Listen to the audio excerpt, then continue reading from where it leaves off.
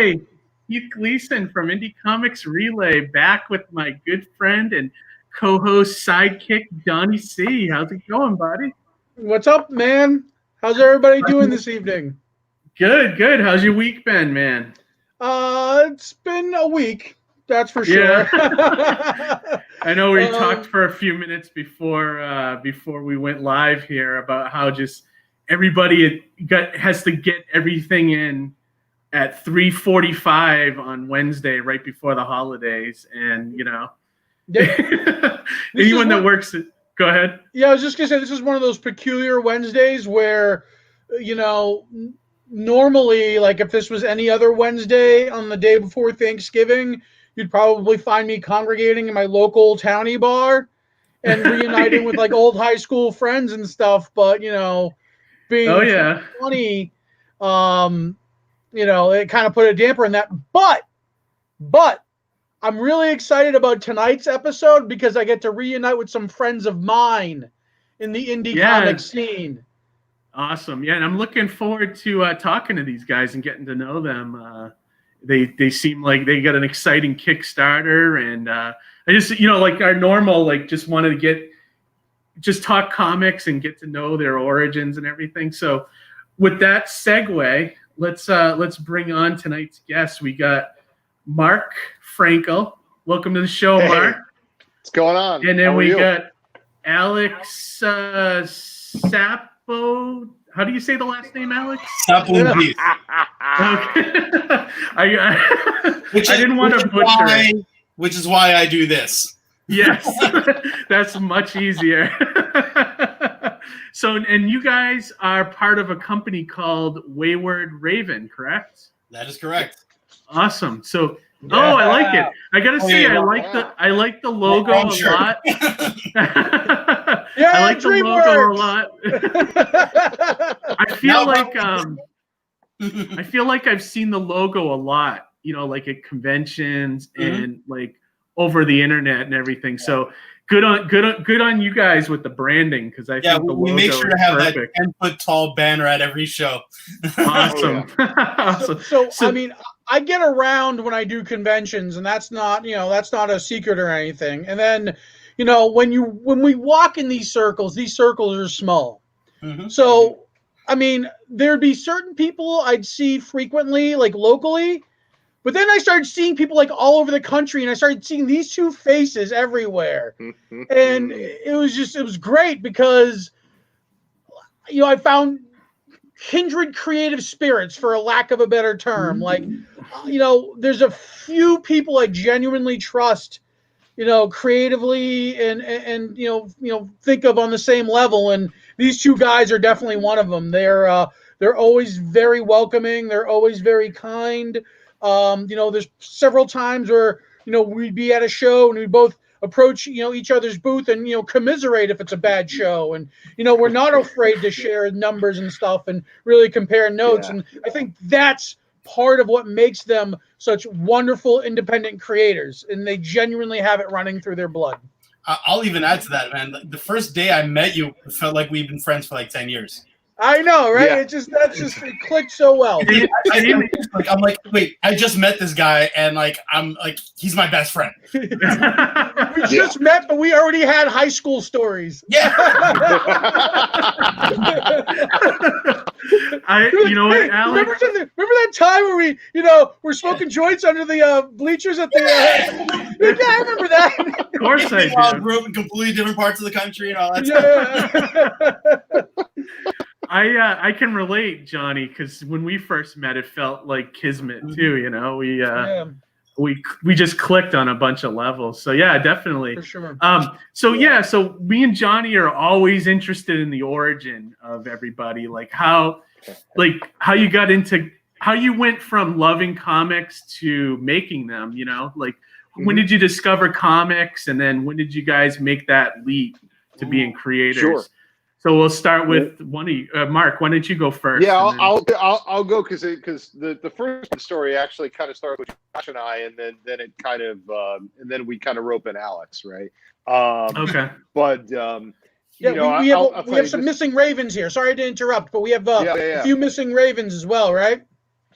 Yeah, absolutely. So we've got Joshua L.A. Jones, who is one of our partners. He's the third Raven, so to speak. The full. You only got the attempted murder, as we like to say. He's the hair of the yeah.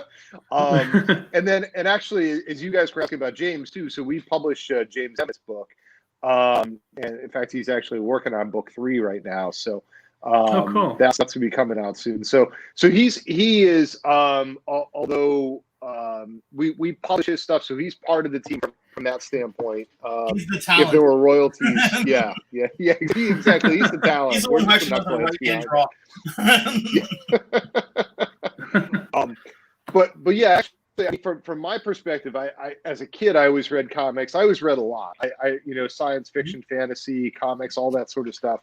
Anything I can get my hands on, really, but that's kind of what I gravitate towards. And as as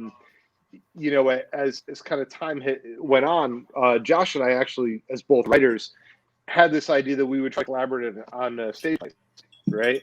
And that wasn't really the right medium for what we wanted to do. Stage plays are not you can't quite do some of the fantastical sort of stuff that we really enjoy, or some of the stuff that probably skews a little fantastic, fantasy, sci-fi, that sort of thing. And we realized the better medium would be comics, something that we'd always kind of loved and enjoyed as kids, and reading and whatnot. So that was an easy transition. And as we were going through that, I also happened to be a recruiter, manager of talent acquisitions, was working for a media company in New York City, and we were looking for developers, and that's where I actually found Alex's resume, called him, and he came in for an interview, and I'll kind of let him tell the back half of that. And you struck gold. Yeah, basically. Different semi-precious metal. So for me, like I've been doodling and drawing my whole life. Never realized how much it actually runs in the family. Like, it was weird. Like, I always just thought I was the anomaly of the family. I was like the nerdy kid. My brother's the jock, and I would have interest in like sci-fi, fantasy, and art. Which was weird, because one night my dad was in his cups and he starts doodling on a tablecloth. I'm like, holy shit, my whole life I never realized you could draw. And then one year I even found my brother's old drawings from when he was a kid. So like, apparently out of the whole family, I'm the only one who actually tried to do something with it. But yeah, my whole life I've been drawing. And what got me into comics was, oddly enough, the old school Spider-Man and Friends cartoons and Marvel Comics trading cards from the 90s. Nice. Because I would go to my local, I'd see kids trading them in school, and I had no idea what these were. And then come to find out, there was a local comic shop, and I went in there, and like my life changed. Yeah. And I still will never forget, they had G.I. Joes in like little dioramas on the front windows, and inside were like trading cards and comic books. That's awesome. And I remember like picking up the book and trying to draw the covers, tracing the covers, not realizing how much I was devaluing them. What was the first comic that you gravitated towards? Was it Spider-Man because you were into the cartoon? Well, it was definitely Spider-Man, because growing up in Queens, he was my local hero. Yeah. But the one that sticks with me the most is still one of the early Guardians of the Galaxy. Really? Yeah, because I was one of the few people who knew who the hell they were. Like, this was back with Vance Astro, pre-Rocket Raccoon, all that other stuff. This was the one in the 90s, right? Yeah. When they were launching like Ninth Man and all that. Yeah, Charlie 27. Yeah. I remember that. Yeah, I remember that. It's the cover where Space Ghost Rider is crushing their logo. And I'm like, what the hell is this book? And I picked that up. I picked up like all like the McFarlane Spider-Mans. Yeah, that was about that time. It was also around the same time Infinity Gauntlet was first coming out too. So like, that's a great time for comics. Oh my God, it was like eyes wide open. Yeah, I have a very similar path that you did. Like I found comics through Spider-Man and His Amazing Friends, and then I remember picking up my first Spider-Man comic, and it was when he was in the black suit. Yeah. And at the time when I was a kid, I couldn't understand it. I was like what is that? Like, I know that's Spider-Man, but did he fall into like a tar pit? Like I didn't, as a kid, I did not grasp the concept that he could just change his outfit, you know? Yeah.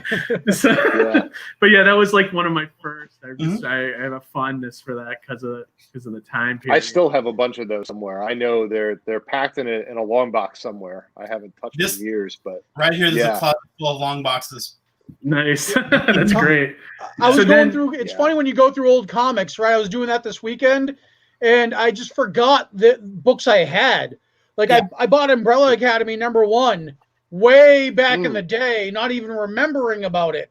And like the show came out, it's all popular, and I, as I'm going through books, I'm like, oh hey, I have this. I look, it's like $100 now. Nice. It's unbelievable. Like all these old books. I have 2 copies of the trade. I don't know how I ended up with 2 copies. It happens, when you start getting more stuff and forget. How about you, Mark? Some of those early books that inspired you. Is there any you can rattle off? Well, I definitely, one of the ones that really sticks with me is the whole run with Craven, and burying Spider-Man alive and all that sort of. Yeah, that one always sticks with me. And I remember that was like a 4-parter. You had to go to different, because there was. You didn't just get it with Amazing, or you had to go to Peter Parker as well. They kind of had that go through the whole Web of Sensational. Oh my God! Yeah, exactly. It went across 4 or 5 books. Yeah. Yeah. Remember before, like every fucking 6 months there was like an event when you had to collect the annuals to get it. Yeah.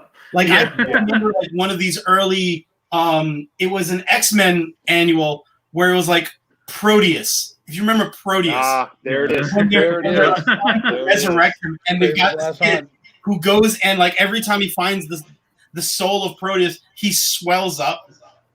I was like, oh my God. That was like, that was good stuff. Yeah, and it was like, it was such a weird thing for me to see, like, to understand like these are different people writing and drawing, and like, wait, why is this a different story here? And like not understanding the continuity. And the other thing too, Spidey was beefy then too. Spidey was like pro wrestler size. Yeah, he had like muscles upon muscles that in the Peter Parker format, you need like they were gone. Yeah. All of a sudden the suit came on, and he was like fucking ripped. Yeah, and the other thing for me too was like you watched Spider-Man and His Amazing Friends, but when you read the comic book, it felt more adult because people were dying in there, and things were different. Like I was like, wow, you don't see that on the cartoon, Mm-hmm. And I think that's why I kind of moved to comics, is because I'm like, ooh, I'm reading something that's like, PG-13 or like not really for kids, and I think that was part of the charm. Like the best part about Spider-Man for me when I was a kid was like real shit happens. You know what I mean? Like bad shit happens, and he tries so hard not to have bad shit happen, but like he's legitimately human and fucks up. You know what I mean? Yeah. And that's like, oh, okay. That made sense to a kid who, frankly, fucked up a lot. So. Well, that's how we identified, right? That's why I think Marvel was way more successful than DC in those days. Yeah. And I think that's why a lot of people that grew up with it are such Marvel fans now, So now, how did you guys? So how did you go from there to like becoming like a whole group? Like Wayward. Let me continue Mark's story then, because like go for it. Years like I'm drawing mostly, instead of paying attention in class, I'm doodling in my notebooks. Same here. Yeah, but growing up, I guess with immigrant parents or something like that, the whole art was never a career thing. It was always like it's cute. Do your little drawings. You're gonna get a real job. But it was always something I was interested in, and it wasn't until the first or second New York Comic Con, where like my whole life I was like, okay, I'm never going to be as good enough to work professionally in comics, but it's a hobby, whatever. And then I see people who are, in my opinion, on my skill level or lower, or maybe a little higher, publishing their own books. I discovered webcomics, and I'm like, oh, if these guys can do it, what is literally stopping me from doing it? Yeah. So for a short time, I tried doing a very unsuccessful webcomic. I think I kept it up for like a couple of months, and I made the mistake of meeting one of my heroes and having him do a portfolio review. He completely tore me to shreds, and I stopped drawing for like 2 years. Oh. And I was like, but then like I started kind of ramping up again. I was like, let me try drawing again. Let me try doing something different. But again, I still had my day job. As my day job, I'm a software engineer. So where Mark was saying, I get a call for a job interview. I'm like, okay, big media company. Sure, I'm unhappy where I'm working. Let me try this out. And we were in the same building as DC Comics. Oh, really? I walk in the door, elevator stops at DC's floor, opens up. I'm like, what? Close it, and I go up to the other company, and I'm walking. It's like this drab office. I'm like, I want to go back down there. And then I walk in, and I see he's got Superman posters, Sandman posters, got a little Joker there. I'm like, wait, what's going on here? What is this? Am I in the right place? So Mark and I, we start talking, and the whole interview is just going, we're talking comics. Not even about the job or my career history, we're just talking comics. And then I go talk to the guy who would become my boss. We start talking shop, whatever. And I'm still thinking about the comic book guy I was talking to. And then I meet like his boss, and he's a Star Wars fan. So we're talking Star Wars throughout the whole. Okay, I need to work at this place. I need to work here. And Mark and I, we start shooting the shit. We have lunch together. We're talking comics. We come up with these stupid ideas, parodies of superheroes, talking about TV shows. I find out he's a writer. He finds out I'm an artist. And eventually those conversations become what eventually will become Damn Heroes. But also, Nope. Uh-oh. Oh, we lost Frozen. him. That's a great Well, post, though. I'm Can somebody screen cap that. 'Cause that's perfect. So, Mark, do you want to Well, Mark, I was continue? just going to say, I'm glad he mentioned Damn Heroes, because honest to God, it's one of my absolute... Oh, there he is. You froze on us. But I was just segueing real quick. Damn Heroes is one of my favorite things that you guys do. Yeah. It's your traditional, like, newspaper kind of comic strip format. You guys tell so much in like three a three-panel setup and gag. Awesome. Yeah. And it's like... So... I never really talked to you guys about it, but it's something I always read whenever I see posted. Let me get a better copy. Alex, yeah, hold it up. And I'd love to hear a little bit about the origin of Damn Heroes and just kind of like, also as creators, also as creators, how intense is it to have to do a strip, all the time? That's a lot of work. I'll say this. Go ahead, Mark. I'll say this. I mean, like we do a weekly. It hits every Wednesday, right? It is absolutely a ton of work, and I'm going to say that 75% of that's Alex. We go back and forth talking about ideas. I write them down. I kind of put them all together and whatnot. And sometimes they're mine, sometimes they're a combination. I think Alex will tell you I try to give him a fair amount of freedom to kind of play around with stuff too. I'm a big proponent of that, but I'll give him huge fucking props because he gets that thing done every week. And I know sometimes it's at the midnight hour the night before because he's been busy as hell and working 60-hour weeks and shit like that. So go ahead, Mark. I'm sorry, I didn't mean to cut you off. I was just gonna say, I'll take some credit for some ideas, but and maybe helping the narrative and the flow. But he's the guy who gets the shit done. Mm-hmm. And for people who are watching that might want to check out Damn Heroes, what's it about? What's the basic premise? So that's where I was going. Yeah, it's kind of our love letter to superheroes and comics in general. The premise is an average guy goes 5 miles over the speed limit in a town full of superheroes, and he gets stopped and pulled over and now has to do 5 years of community service. His landlord is the preeminent supervillain of Hero City, and its parole officer is an overly righteous but kind of dumb superhero. So a lot of it is really poking fun at the main character, but also just about the stuff that we grew up with and we love. It's not as much as it still has that bump set spike format of like comic strips, but we do have some like story arcs that go for a few strips. and a lot of it is just trying to be absurd with the mundane, you know. Yeah. Like I think I remember early on we were like, well, what would a bard superheroes be like? Maybe there's a superhero called the bartender, or we even have fun with the whole concept of rebooting characters, where a character gets rebooted mid-sentence. Damn heroes.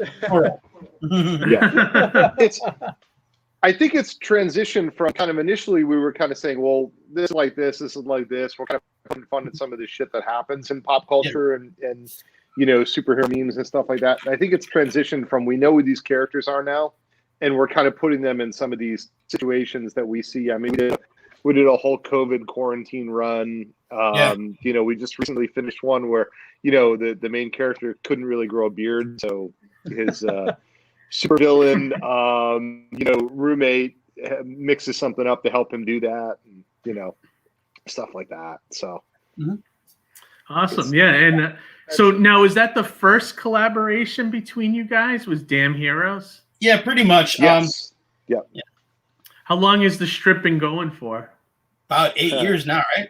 No kidding, huh? And have you guys consistently hit the Wednesday deadline every week? Literally, haven't missed one. Great job. Like deaths in the family have occurred, and we still got it out. That's awesome. The closest we came to missing a deadline is one day because of a family emergency. I had to schlep down to Georgia for something, and that one day we put out the black and white version, and then I immediately uploaded the color version. Nice. Yeah. Oh wow! See, that's huge because consistency is the key to getting dedication and consistency. When people see that, it becomes, Yeah, and to be fair, a lot of times it is somewhat therapeutic. If whenever something bad is going on in life, it's like, okay, at least this gives me something to focus on. So yeah, that's awesome. Now, do you guys have a finite plan? Like, is it going to go until? Do you guys have a finish for it, or is it going to just be like? Go ahead. Like Garfield that still goes on. Yeah, it's still. Yeah, right. That's what I was going to say. Like some of these, like their sons and daughters are still writing. Stuff, right. But Blondie and stuff like that. But no, we've got kind of a rudimentary ideas for an ending and a general target when that's going to happen. There's a part of me that wants it to keep going as long as it can. Yeah, at the 8 same years time, is that's impressive, So honestly, because I that's where my background is in comic strips actually. Yeah. So and I did a bunch for me, but I've long stopped. I'll do one every once in a blue moon, but I get it. So I know. I commend you guys. The format can sometimes be tougher than a longer narrative. I mean, I think so. Comic books, graphic novels, you have a lot of runway. You know what I mean? With this, it's like, we can do multiple strips. I mean, I think a lot of comic strip creators have done that. They'll do 5 or 6 strip runs and stuff like that. But you still have every strip. You've got 3, maybe 4 panels. Yeah. You really want to push it, and it's tough to get that all packed in. Yeah. You I have to really think. As silly as it sounds, like I have to really think about continuity. Like there's sometimes I'm like, you do. Yeah, if we bring back an old character, I've got to look back and remember what did they look like. I have to kind of teach myself how to draw like I used to in some cases. Yeah, especially and then if you're doing an ongoing storyline, you got to almost throw the first panel out because the first panel is here's a recap of what happened in the last panel. So is I've actually one day I was flipping through the book and I noticed if you look at the first book, my art style is different from page 1 to page whatever. But that's like with anything. Like you look at old Peanuts, you look at old Garfield. Those characters look so much different when they first started versus what they look like now. So so that's good. That just means you're evolving as an artist, So the one difference now too is I've over the years I've changed the way I draw too. So like originally it started as hand drawn on Bristol artboards, whereas now it's not only 100% digital, it's vector based. So at Oh, least wow. now I have it's a consistency because I'm just reusing a lot of the same assets. But even that, like, that's the technical challenge. As an artist, it's like, okay, now I'm trying something different, something that's a little out of my comfort zone. And it's improved my speed, which is great because I remember the early days I'm up all night drawing. Now it's like, okay, I can just kind of crank this out. Yeah, right. Yeah, definitely. That's awesome. We got a few comments from the audience here, so let's see what we got. Ara said, this must be when we were talking about Spider-Man. I had the same feeling with G.I. Joe TV series and comics. Although I liked both, the books were more serious. Yeah, I agree. Comics were always more serious. Was the Rise of Cobra G.I. Joe book. It is so intense. Yeah. MTV Spider-Man ended with Peter's love interest jumping off a building and being hospitalized. I remember that. I remember the MTV one. That wasn't bad. Yeah. Series. Yeah, it wasn't bad. I liked it. Yeah. And even G.I. Joe, like, speaking of things like handling like mature subject matter and stuff, like the show, like TV show is a little bit more milder, but like the movie and like, having Roadblock carries Cobra Commander blinded, like there was so much going on there, like subtext that as an adult watching it, you're like, it blows your mind. And then just watching it as a kid, it's kind of like, the bad guy and the good guy are, having to get through a thing together. But like, even as an adult, you see like the layers of what's going on there, and it's mind blowing, Yeah, it's great stuff. And then Amy's Birdhouse, it's hard to come up with jokes or stories in comic strip format. Yeah, I agree. I mean, you guys know, I know. It's hard to like sit down and do like I can't even imagine the guys that do it daily. I mean, once a week. You know what I mean? There's like that structure, right? So that's part of it. It's kind of like it's like writing haiku, right? You always have to have a structure which like works for and against you. You know what I mean? Mm-hmm. For these, it's like always like Alex said, it bumps that spike. You're kind of this is where we are. I'm setting up the joke. Someone's going to just come on down and spike it over the net. Yeah.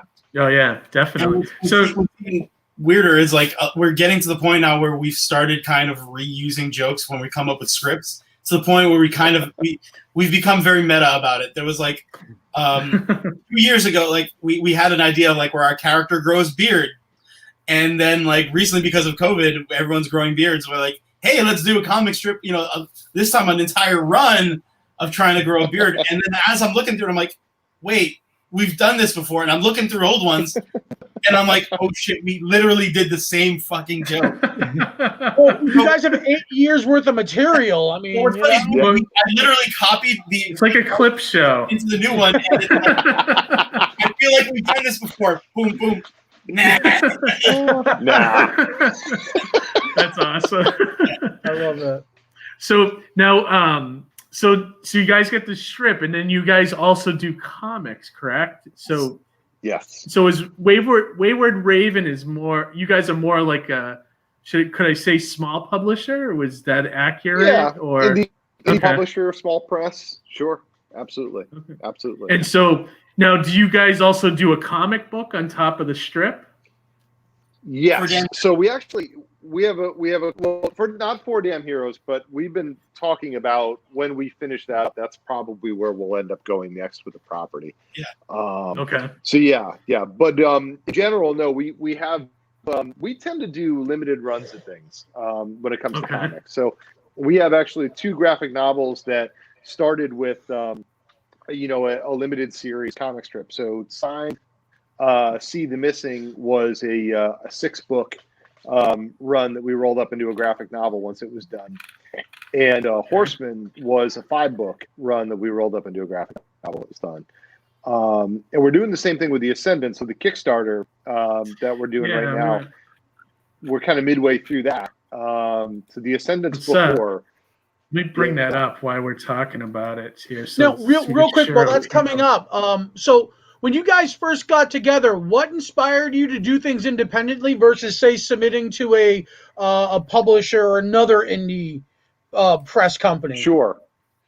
I won't lie. We kicked some tires on some of that sort of stuff. We looked at the format, how to do it, and to be perfectly honest, it's tough to just submit a script somewhere, hope that someone picks it up. You know, in fact, it's probably impossible if you don't already have a platform. So we were given some advice that, hey, you know, do it yourself, and so that's what we did. And frankly, I enjoy the looseness to it to a certain extent. And when I say looseness, I don't mean that it doesn't have structure or it doesn't have a rhythm or rhyme, but I'm not as tied in. You know, for as much as I love Spider-Man, there's something Spider-Man can't do, won't do, right? I'm not as tied in with our characters. We can do whatever we want to do. We, you know, when if Spider-Man dies, I'm assuming he's going to come back again. You know what I mean? You can almost when time my characters die, they're dead. That's True. it. You know, you know, there's real danger there. So, you know, again, nothing against the big guys. I get it. It's their property. It's you know, it's their revenue. For us, we kind of look at it as our stories want to have a beginning, middle, and end.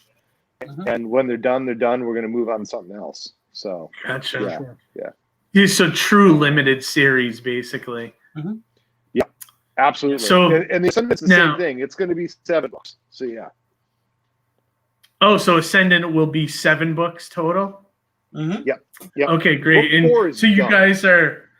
guys are funding each issue as they come together, kind of thing, and then using the money to help print and get them out to customers. Awesome. Yeah, that's great. Yeah, and you guys do, like, one of the key Kickstarter things is you don't go crazy with your goal.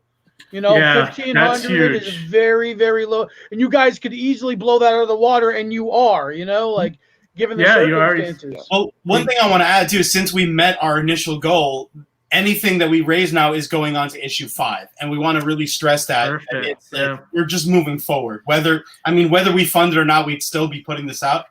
The one advantage is we're giving our fans cool shit if they help us get to that next point. Like right now we're at the cusp, and that's why we're really pitching this.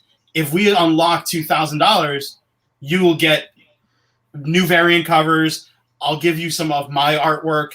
You know, we're even talking about maybe doing like a Damn Heroes Ascendant variant cover. You know, just on the goofier side. But yeah, it's like that's why we're trying to do that last push. Because if we can get issue 5 unlocked, well, then maybe we can start talking about issue 6.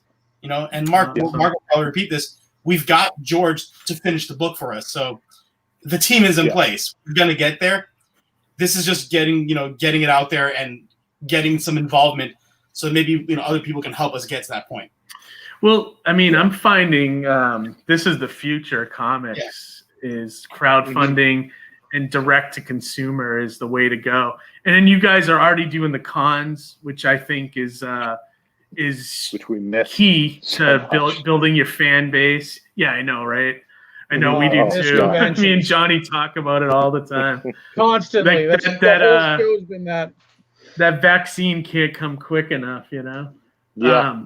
But so that was the other thing too, is that, like when, these guys in Wayward Raven, myself, we, a lot of the funding for our books were done on the show floor. We did a little bit of direct, but I mean, you guys, like, that's really where the bread and butter was. And I'm sure, you guys were probably just as shell shocked as I was at one point to have the carpet pulled out from under you this year, Yeah. No, the last time we've hung out was C2E2, right? I mean, that's right. That was it. That's right. We were lucky enough to have that this year.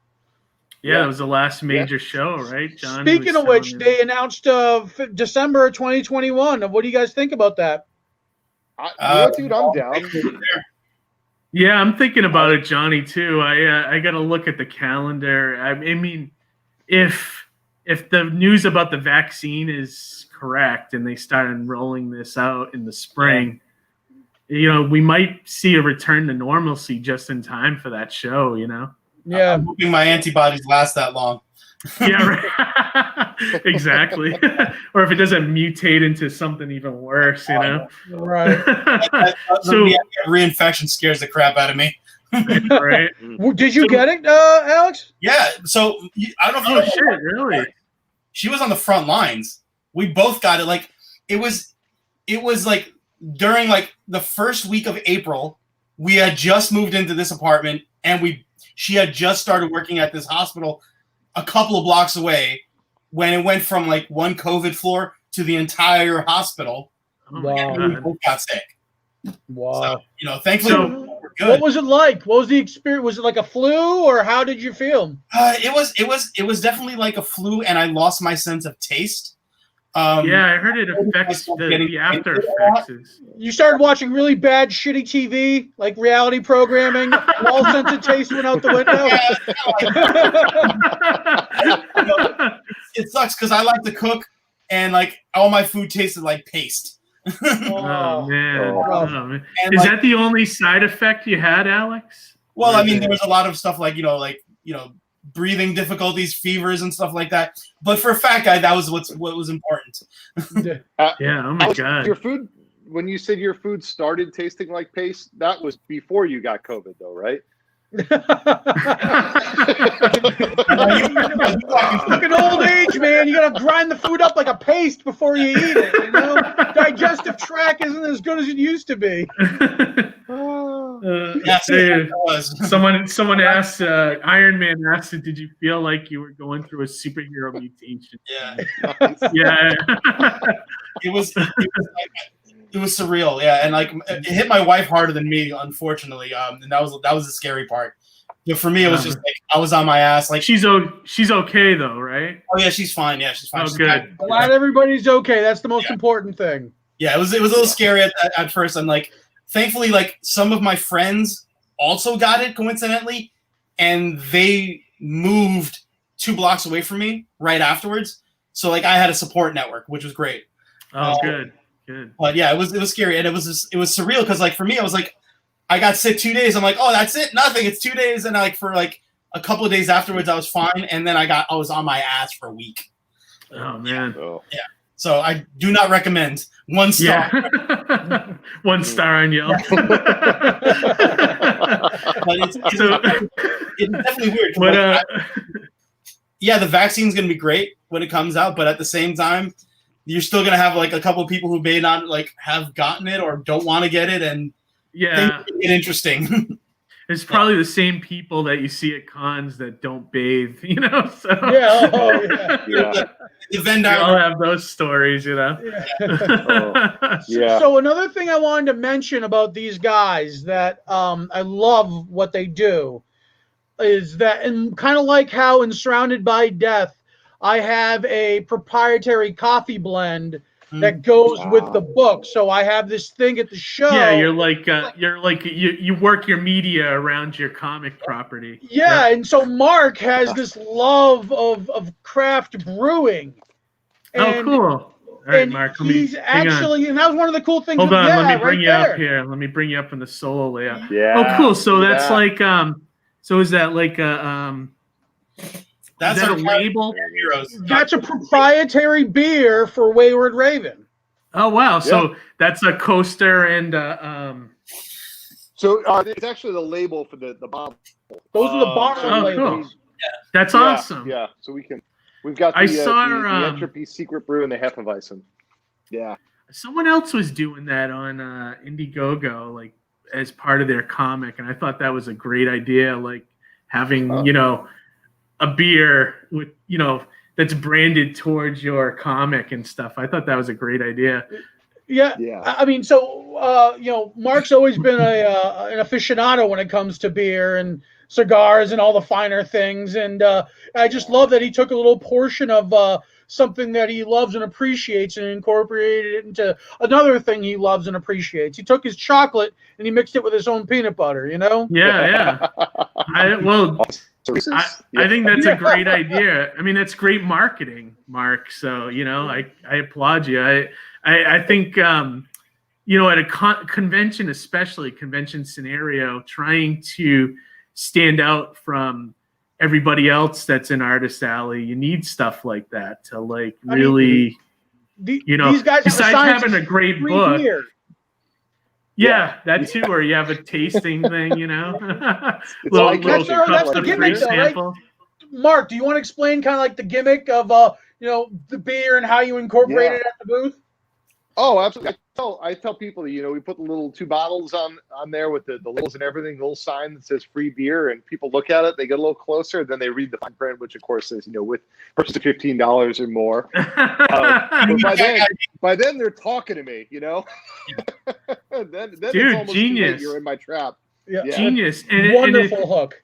Well, Mark, and especially if you're in some place like New York Comic Con, where $15 is cheap for a beer, you know what I mean? That's Like, probably where you guys saw each other before. Is you guys were literally in the same row at New York Comic Con. So you guys have probably passed each other several times. Oh, yeah. Well, like I said, I've seen the logo, so I've seen these guys around, but this is my first time actually talking to you guys, except for on that stream a few weeks ago, The Creator Aftercon Network stream, But no, have you been to Twins Pub with the rest of the group? Have I been to what? To Twins Pub. The after party that CACN does after New York Comic Con, Keith. Oh, younger Keith would have been all over that. But now this Keith is more of get the hell out of New York Comic Con when it's over and get to my bed. Younger Keith was all about those after parties. This Keith. I got too hard ahead, man. My body's like, no, dude, we're still 18. We're still 18. I know we're still 18. It's usually Mark, Alex, me, Jeff Ryder, and maybe a few others. Steve Petrovelli. At 4 a.m. getting kicked out of the bar, going, you guys can't stay or go. God bless you guys, because I couldn't even do that. I couldn't last. I'd be dead the following day. Yeah, thankfully I'm right away, so it's fine. So before we go a little more into the Kickstarter, so tell me what's like the premise behind the Ascendant? Like if someone's looking at this now that might want to back it, from our audience here. Which is 2 days left, guys. So if you like this, what you see here, definitely give these guys a backing. Please. Yeah, please, sir, can I have some more?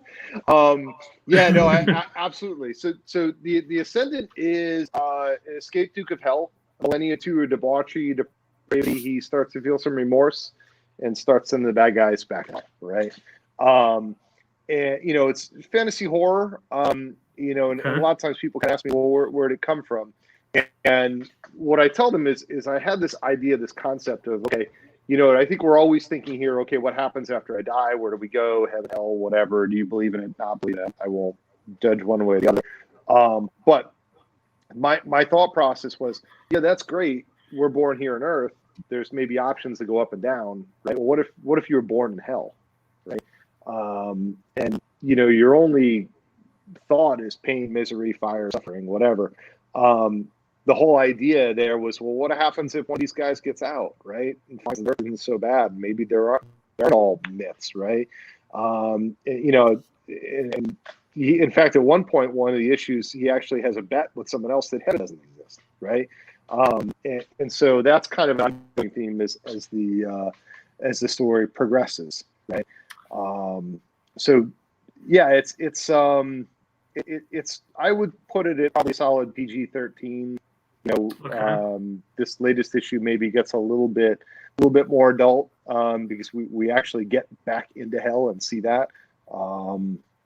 But yeah, it's just more really be thinking about kind of some of those sort of things, and then putting those characters there and actually walking them through Italy. The entire book. Cool. So I got a chance to take a trip there at one point. Got to see a lot of these things, and literally the first book starts out with a fight scene with him and a demon right in the church in Rome. Cool! So it's kind of this adventure through Italy, essentially, from Rome to Naples to Venice to Florence. Is it got any? Is it comparable to stuff like Hellstorm or like even Vertigo's Lucifer or anything like that? Is it like kind of got, is it, loosely based on those kind of? I was going to say, I read the first 3 issues. I picked it up at, I think it was the Foxwood show you guys did. And and it's so for anybody who's looking to check it out, from my perspective, it's great fantasy horror. That's the best way I can describe. I really like the artwork. It reminds me of something Guillermo del Toro would have told. Okay. For lack of a better description. Yeah. I've also found it has a bit of a Highlander vibe just from the flashbacks. Yeah. Oh, cool. Yeah. Okay. Yeah, I can dig that. That sounds good. That sounds like all good stuff, you know. And so with George's artwork, I think Johnny's dead on in his description of the Guillermo del Toro, that whole kind of vibe with his movie style, I think George kind of brings that out in his very artwork. Visual, very cool creature designs, like Pan's Labyrinth or Devil's Backbone and things like that. Yeah. So now, are you guys put out one issue per year? Is that? Hey guys, Paul, for once, thank you very much, Amy. If you're listening, I appreciate you backing us. We just got another backer, and I think that. Hey guys, great, awesome. So yeah, thank you very much, Amy. Awesome. Indie Comics Relay comes through. Awesome. Yeah, I'm so glad. So would you guys say that you've been producing like consistently one a year? Is that would that be safe to say? We're not smart enough to tackle one project at a time, so we have a tendency to tackle multiple projects. Yeah. You are kind of a small press, so you kind of have to juggle a bunch of different things, Yeah, absolutely. And so what actually happened with this is we put out, we put out issue 1 of the Ascendant the same time we put out issue 1 of Horseman, and we finished Horseman last year. Oh wow! Okay. Yeah, so we did those 5 issues. During that time, I think I lost a little focus on Ascendant. We had gotten 1 out pretty quickly. We found an artist for 3 who's absolutely amazing, but very detailed and a little bit. His process was a little bit slower, so that kind of slowed things down there. We started focusing on Sign Horseman. We literally got 2 graphic novels done, and now we're back focusing on Horseman 4. And George is cranking because he's actually halfway through issue 5 right now. Oh wow, that's great! Some new pages to look at today. Yeah, absolutely. Well, and the great thing about going over your goal is like that spill off money. When you guys do the Kickstarter for number 5, the goal could probably even be a little less and hit it quicker, right? Yeah, like you could drop down to like $1,000 goal instead of $1,500, and because I mean, Kickstarter's a grind. I definitely, especially like this kind of stuff where you're trying to get it so quick, and like try to get the backers in right away and get on their. Doesn't Kickstarter has like that algorithm where you show up in like trending and all that fun stuff, Yeah. So it's all a game. Oh yeah, no, it's like in some cases it's like Facebook on steroids, right? Yeah, it really is. Well, it's like every platform now. It's like finding that algorithm and trying to game it a little bit, It not only the algorithm itself, but also just like the community etiquette. You know what I mean? Like I've seen people rush into a Kickstarter, open up account, not back anything, launch a campaign, fail, and go, "What happened?" You know what I mean? It's just like you got to see your profile with some back, you got to back other people and they back you. It's all karma. Well, yeah, sometimes it's ego too. Click. Like some people think like this shit doesn't stink, so like I'll just launch a Kickstarter and that's it. It's gonna fund itself. They don't do any work promoting it, and those are the ones that are always the first to fail. Of course, we see a lot of that at conventions. It's the people who are there on their phone, like Oh yeah. Why aren't people talking to me? Because you're not. Yeah, right. Yeah, right. Yeah. Or they have that scowl on their face where they look like they give off that vibe like "Don't come near me." Seen a lot of those too. Johnny's a fucking master at just engaging people. I mean, he's like out there and just throwing them in. Oh, Johnny! I'm in awe of what he can do. Johnny's a charismatic dude, man. I appreciate that. I don't. So, like I said, I've said it before in other podcasts. I've said it here in the past. It's like I don't have to put on a face or do anything special behind a booth. I'm just me, and if you want to buy the comics, cool. You know. Yeah, that's the way to do it, though. That's just the way to do it. You know. If you go into a convention, people don't need a hard sell. Yeah, no. If you go in with positivity and not negativity, you'll find success. Like it's like a switch from night to day, you know. So yeah, and that's my advice to any creator. If you're gonna do conventions, you know, try to find that positive place in your body to, like, you know, emote to people, you know, because you are selling yourself and your product, you know. Yeah. So yeah, and more yourself than your product. I mean, no, I can't tell you how many times people bought something because we had a great conversation with them, and they're like, you know, I really want to support you guys, right? Yeah. I'm not saying the artwork doesn't sell itself or the book doesn't sell itself, but you know, that's one of the reasons I think we're so successful at conventions is people, you know, they actually want to come hang out, you know. And like you guys also have a nice wall of Alex's artwork in the back too. Like your booth definitely draws people in, you know. And take it back to the Kickstarter. If you get us to $2,000, you might get some of these prints. Let me bring. That's $20 away, right? What do you got, Alex? Show us. What do you got? So I got my Admiral Uhura. My Boondocks Black Panther. I love that Black Panther one. That one's awesome. Yes, and my Yodalorian, which has desist from Disney. I also have my Ryan Reynolds exclusive Pikachu Deadpool. I like that.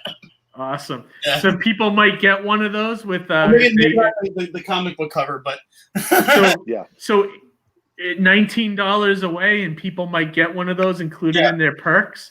You guys heard it here, so definitely. Is this video is this something that we can play? Is it show the how long? Oh is it? Absolutely. You can go for it. You can about a minute 20. Yeah. Oh, it's a minute and 20. Yeah, let's play it. I'll show so people can take a look. Will we get the audio, Keith? I think so. Hang on. Do you guys hear it? Can you hear it, or is it? Let me hang on. Let me try removing it here. Hang on one sec, and then add to stream. All right. Let me try. Is it just? Does it have any words in it, or is there any words? Yeah, it's like motion graphics. Yeah. Okay. Let's try it. See if you guys can hear it. No. Let's have them do it live. Do it live. Do it on the night. Do it on. Nice. The artwork is beautiful. The colors, everything. Hold on a second. Let me see if I can play it.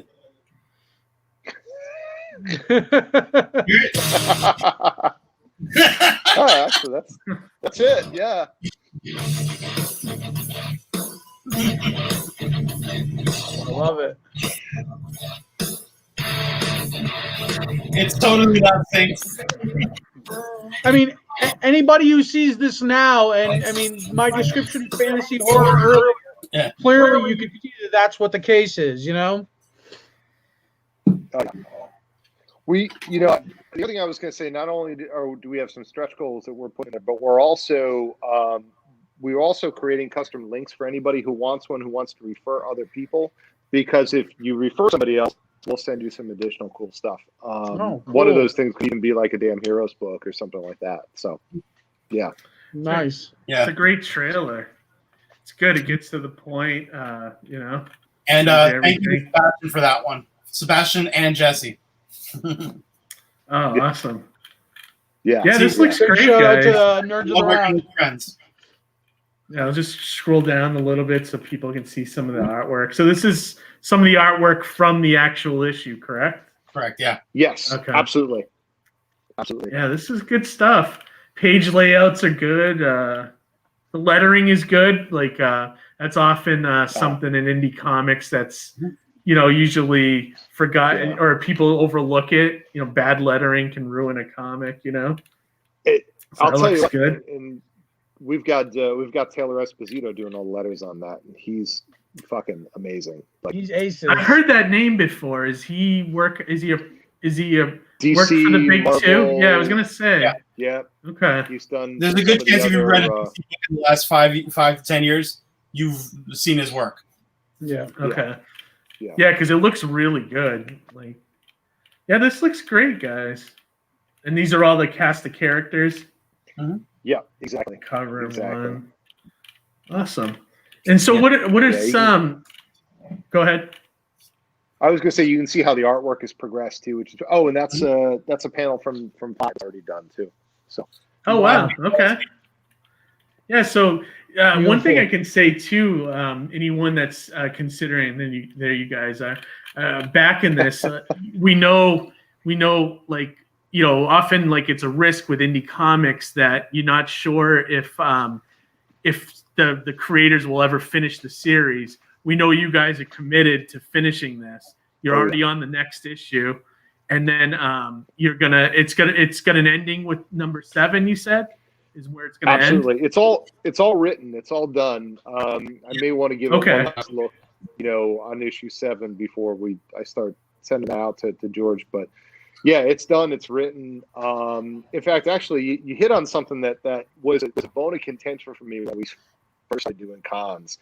You have people come up, they look at issue 1, and they're like, "Yeah, but are you really going to finish it?" You get that sort of, come back to me when you have hits sort of thing. You know what I mean? Like, when you're on book 3, then maybe I'll start thinking about buying your series. And that always kind of stuck in my craw a little bit. I'm like, we're finishing this thing. I don't care what I have to do. If I'm going to start my own blood, we have trades. We have a kid's book. We have one that's waiting to be published.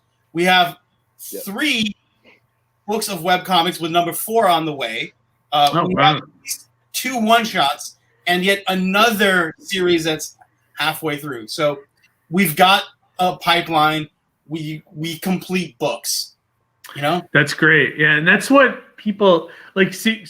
Yeah, because I've run into that myself, Mark. Where I've had like one issue out, and you talk to people, and you already get that feeling that they're already checked out. Because they've been burned. They might have been burned by other creators, or it happens all the time. So it's always a gamble with people. But like I was saying earlier, though, if you're positive and people like you, they'll support you regardless. So, and then the beer helps, I would imagine, anything, they get the beer, right? It's a nice perk. It's a nice perk. It really is. One thing nothing else, the comic book makes a great coaster. You know what I mean? Yeah, right. It's like you sell it, it's like, why not? Come for the comic, stay for the beer. Yeah, right. Yeah. Well, unfortunately, we can't beer, but one thing we do is, if you want to read the book but you don't know if you want the physical one, we also have the digital versions. They're cheaper. Yeah. They're a good entry point as well. And they ship anywhere in the world. Oh, cool. And now, is that from your website that you if people want the earlier books? Yeah, everything is available on our website and on our digital stuff. A lot of it is on Comixology if you want to go that route. They're also Global on our favorite Global Comics. Yeah. Global Comics. Oh, cool. Absolutely. Nice. And this is the website where they can get it? Yep. Just hit the shop button and let me see. Oh, cool. Yep. And these are all the other books that that you guys sell. Cool. This is really cool. Yep. Oh, and you can just buy it right from here. That's awesome. Yeah, you can buy it through us. We also have links to Amazon because whatever is easiest for you, we're not like, well, you have to buy it from us. We don't care where you get it as long as you get it. Yeah, no, this is great. Yeah. So, guys, if you're looking to support a new independent, you guys have been around. I shouldn't say new, but like you're not new to the fans, new book. To you guys that are watching us tonight, and want to support a new indie label or an existing indie label is what I meant to say. check these guys out. Let me put the link in the chat for people here. Nice. Yeah, and if you guys want to run down the social media, like where people can find you. Totally. Absolutely. At Wayward Raven for Twitter. Wayward Raven Media for both Insta and Facebook. And then I Panther Pit across all platforms, Facebook, Instagram, and Twitter. And I'm ASAP Can Draw on all social media. Plus, again, if you go to waywardraven.com, it links out to everything. So you don't even have to – all you have to remember is waywardraven.com. You're good. Yeah, and anybody that's looking for these guys, just look once this live stream goes on our channel on YouTube, the description will have links to their website and their social media. Nice. So definitely follow these guys and check out their comics. All right, guys, we're getting to the hour mark here, so we should start to wrap up. That flew right by. I mean, and it always helps when the guests are, talkative and we get into good subjects. So the time goes by like it's in a snap. So yeah, you guys already went over your social media. Back to Kickstarter. Let me put the Kickstarter back into the chat here. Oh, thank you, Amy. That's awesome. Yeah. Did she say? She bought Percy years ago. Oh, cool. Oh, really? Yeah. Oh, wow. Awesome. Awesome. Very awesome. cool. Gold fan. That's great. That's and awesome. then Johnny, do you have anything to promote before we close out this stream? Yeah, well, first I just want to, thank Mark and Alex for coming on again. Again, these guys are wonderful friends of mine. I love seeing them at shows. I'm so glad you guys were able to take the time to come on with us. I know schedules are very busy with you guys, and you're still managing a Kickstarter campaign, but I do appreciate you guys taking the time for us. That means the world. And, I'm glad we could give you like a small little boost at the end here, So you guys still have for sure. like 48 hours. So hopefully you'll hit the 2,000 goal, no problem, Yeah, hopefully there's a strong finish coming in for you guys. The other thing I was going to mention is that all my books still are free for the month of November on Global Comics. Wow. So that's what, another 5 days or so? Another 5 more days or so, or a little bit more time left. But another thing that's up with Global Comics that I saw today is that they were actually featured in the Hollywood Reporter, which is big news for launching a subscription service. So I saw that, and I saw something today in my email that anyone that's following Global Comics, they're doing like a Black Friday special. You can get it even more half off, So definitely, I think they're going to be a lot more important to indie comics than Comixology is, to tell 100%. You the truth. The way they're heading. They are the premier platform for independent creators, and they showed all of us, Mark, myself, and Alex, in Chicago this year. And if any creators watching, go back on our channel and find the interview we did with the Global Comics guys. They talk about how you can set up in there, how it all works with readers and everything. So definitely check that out. That's actually one of the best interviews me and Johnny did, I think, so far for the channel. So except for tonight, of course. Good save. Is moving on to Global Comics too, so that's another. I'm sorry, what is? Our catalog. We're moving a lot of that stuff. Oh, good. Awesome. Yeah, that's great. Yeah, so subscribe to their channel on Global Comics, and you'll get the alerts and the updates as they upload new books. Yeah, definitely. Yeah. And lastly, given that it's the night before Thanksgiving, I just want to say that I'm thankful for all my wonderful friends here. I'm thankful for all of my collaborators in indie comics. I'm thankful for our viewers tonight. I'm looking forward to the next time we can all gather again, together in mass. But for now, it's nice kind of doing these, web things every so often. Yeah. And now that I know you guys, and I know that you guys do New York, I'll definitely make it a point to stop by and visit. Well, dude, my plan is the moment things open up, I'm having a barbecue in my place, so you're all invited. Awesome. I'm gonna fucking hug everybody. And especially Ashton moved out this way, so he's coming over. Awesome. All right. Well, any last words before we close this out, guys? Just thank you so much. We love hanging out with you guys. I would love. Thank you for coming on the show. Yeah, absolutely. We really appreciate it. We definitely appreciate the boost, and we love what you guys are doing, and anything you need, please let us know. Oh yeah, same here. And if you guys, if you have anything major going on, like another Kickstarter, definitely message us. We'll have you both back, or maybe we can bring the whole Wayward Raven crew in, because we can host up to 10. We can host up to 10 people in here. So we could have a huge stream if you guys want to do that as well. So nice. That'd be all right, awesome. yeah.